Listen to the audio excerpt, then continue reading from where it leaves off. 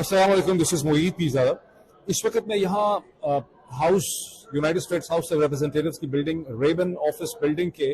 Room 2172 के बिल्कुल बाहर बैठा हूँ, जहाँ अब से थोड़ी देर पहले डोनाल्ड लू की हेयरिंग जो है वो खत्म हुई है, जो एग्जैक्टली 12:15 बजे अमेरिकन ईस्टर्न स्टैंडर्ड टाइम पे शुरू हुई थी। ये जगह खचाखच भरी हुई थी, बहुत ज्यादा लोग थे, सारे लोग अंदर जा नहीं सके बिकॉज जितनी वहां पे सीटिंग कैपेसिटी थी प्रॉब्ली 60 की, उतने ही लोगों को एकोमोडेट किया गया, बाकी लोग बाहर खड़े रहे। कुछ वहां पे थोड़ा सा हल्टरबाजी भी हुई,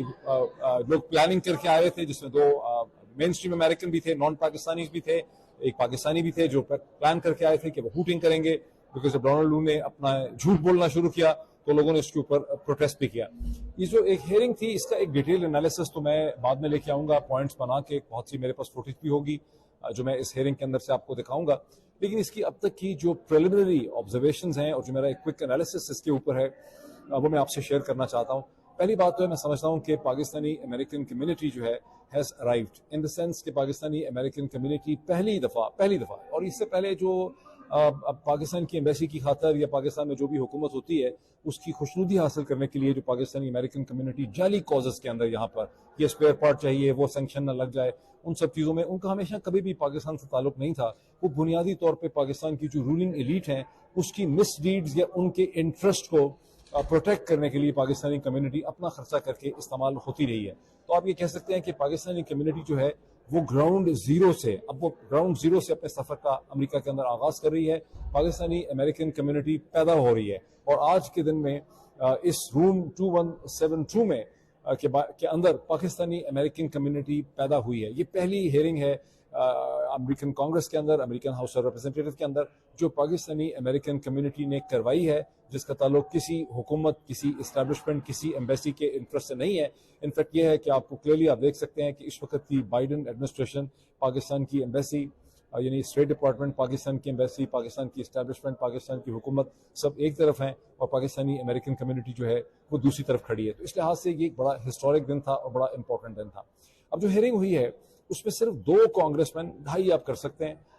2 कांग्रेसमैन ऐसे थे जिन्होंने, क्योंकि हेयरिंग तो थी पाकिस्तान में फरवरी 2024 के इलेक्शन के हवाले से, तो जाहिर है कि सवालात या उस हवाले से हो सकते थे और डोनाल्ड लू के एक की विटनेस थे। तो यहाँ पे सवालात साइफर के हवाले से हो सकते थे कि डोनाल्ड लू का उसमें क्या रोल है, या इस हवाले से कि जो फरवरी 2024 में पाकिस्तान का इलेक्शन हुआ है उसमें जो इरेगुलरिटीज़ हैं वो किस नेचर की हैं। उसमें स्टेट डिपार्टमेंट ने कहा था कि इनको इन्वेस्टिगेट किया जाए, पाकिस्तान की गवर्नमेंट ने उस पर इन्वेस्टिगेट क्या किया है, क्या वो इन्वेस्टिगेशन ठीक हो रही है, वो इन्वेस्टिगेशन का मैकेनिज्म कैसा है, उस पर स्टेट डिपार्टमेंट की, अमेरिकन हुकूमत की क्या पोजीशन है। तो ये बेसिकली एक मैंडेट बनता था, क्योंकि जाहिर है कि जैसे कि टाइटल था इस हेयरिंग का कि इसका ताल्लुक पाकिस्तान की डेमोक्रेसी से था। लेकिन हमने ये देखा ये यहाँ पर कि यहाँ पर तकरीबन 10-15 कांग्रेसमैन ने इस डिस्कशन में उन्होंने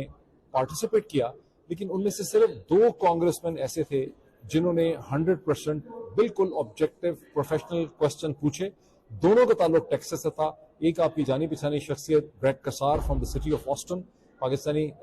उन्होंने बिल्कुल सही क्वेश्चन पूछे, इलेक्शन के हवाले से उन्होंने क्वेश्चन पूछे और उन्होंने डोनाल्ड लू को रोने वाले हालात कर दिए। डोनाल्ड लू को उन्होंने बांध के रख दिया और डोनाल्ड लू को उनकी ऑब्जर्वेशन से जो है उनको एग्री करना पड़ा कि उनकी ऑब्जर्वेशन जो है पाकिस्तान के इलेक्शन की रिगिंग के हवाले से बिल्कुल दुरुस्त है। और डोनाल्ड लू ने कहा कि इलेक्शन कमीशन ऑफ पाकिस्तान देख रहा है और इलेक्शन कमीशन ऑफ पाकिस्तान अगर कॉन्स्टिट्यूंसीज में देखता है कि रेगुलरिटीज हैं तो उसका सिर्फ आप एक हल रह जाता है कि वहां पे नए सिरे से इलेक्शन हो। एक्चुअली डोनाल्ड लू ने डंडी मारी, क्योंकि इलेक्शंस के रिजल्ट जो हैं फॉर्म 45 के वो मौजूद हैं और all what you have to do इसके आपको फॉर्म 45 जो हैं, जो ओरिजिनल फॉर्म 45 हैं, जो 8 फरवरी को शाम से पहले रात के 9-10 बजे से पहले इशू हो चुके थे, जो ना सिर्फ पीटीआई के पास हैं बल्कि जमात इस्लामी के पास भी हैं, इंडिपेंडेंट कैंडिडेट्स के पास भी हैं। तो उन फॉर्म 45 जो हैं आपको उनको टेबुलेट करने की, उनको काउंट करने की जरूरत है। लेकिन ब्रेट कसार के अलावा जो दूसरे कांग्रेसमैन थे वो फ्लूगर थे, और फ्लूगर का ताल्लुक भी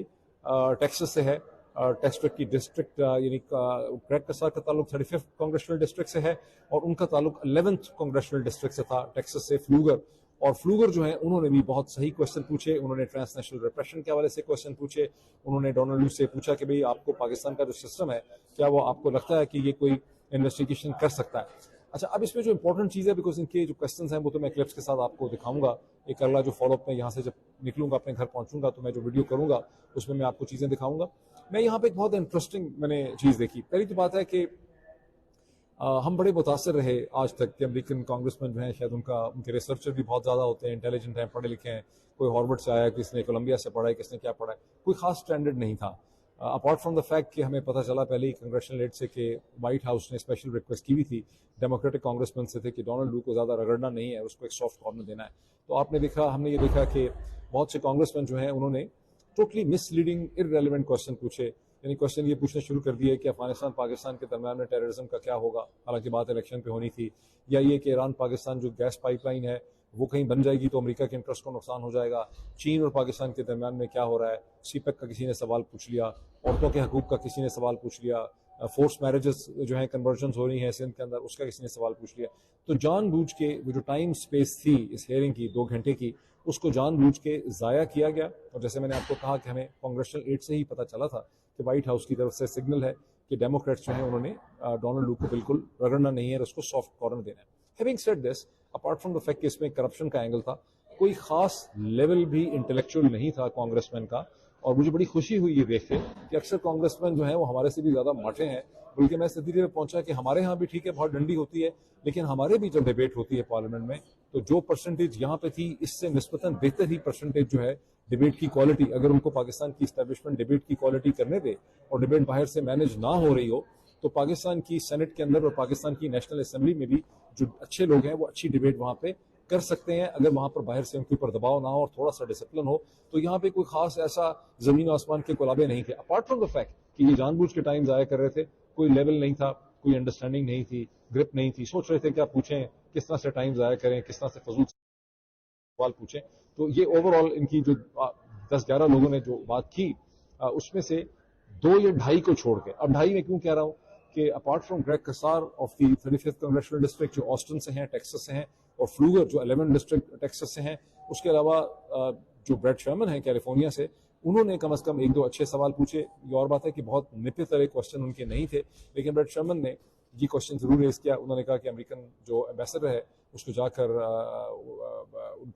عمران خان سے ملنا چاہیے, اور اس کے اوپر there was a total silence. انہوں نے کہا کہ میں سمجھتا ہوں کہ آپ state department should ensure this thing کہ امریکن ایمبیسڈر ڈونلڈ بلوم جو ہیں وہ جا کے عمران خان سے ملے. عمران خان از اے پرزنر اور یہ بہت پولیٹیکل پرزنر ہے, تو اس پہ ڈونلڈ لو کے اوپر بالکل ایک سختہ جو ہے وہ طاری ہو گیا. نہ انہوں نے ہاں کی نہ انہوں نے نہ کی, لیکن ان کا فیس ایکسپریشن جب میں آپ کو کلپ دکھاؤں گا تو he was stunned by that thing. لیکن جنرلی اسپیکنگ وہ لائن لینتھ جو ہونی چاہیے تھی بریٹ شرمن کی, ان کو بڑا بریف بھی کیا گیا تھا. ان سے کل رات کو بھی بہت لمبی میٹنگ ہوئی پاکستانی کمیونٹی کی 2-2.5 گھنٹے کی, لیکن انہوں نے وہ اس طرح سے نپے تلے کوشچن جو ہیں انہوں نے نہیں پوچھے. جس کوالٹی کی کوشچننگ گریگ کسار نے کی, جس کوالٹی کی کوشچننگ یہاں پر فلوگر نے کی, وہ سٹینڈرڈ تھی. وہ ایک امیزنگ لیول آف کوشچننگ تھی, نپے تلے سائنٹیفک میتھمیٹیکل. انہوں نے باندھ کے رکھ دیا ڈونلڈ لو کے پسینے جو ہیں وہ چھو کے, یہی تھا. اب اس میں ظاہر ہے کہ جو باقی کانگریس مین یہاں پہ آئے تھے, یہ سبھی کانگریس مین جو ہیں ان کو پاکستانی امریکن کمیونٹی نے اپروچ بھی کیا ہوا تھا, انہیں بریف بھی کرنے کی کوشش کی تھی,